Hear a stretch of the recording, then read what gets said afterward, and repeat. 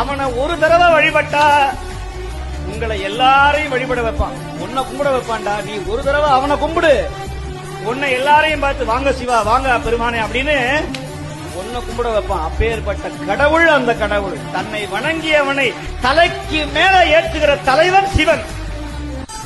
நீங்க சிவனை சாதாரணமா இட போட முடியாது. நான் ஏன் இப்படி சொல்றேன்னா நான் அனுபவிச்சிருக்கிறேன், அதனால சொல்றேன். அவர் சோதிக்கிற கடவுள்.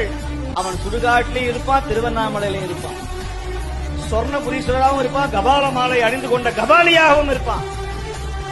அவன் தன்மையை யாரும் புரிஞ்சுக்கவே முடியாது. அப்பேற்பட்ட கருணையாளன் சிவன் ஈசன். அவனுடைய நாமத்தை ஒரு தடவை சொன்னா போதும், அப்படியே மனசுல தென்றல் வந்து வீசும். மாசி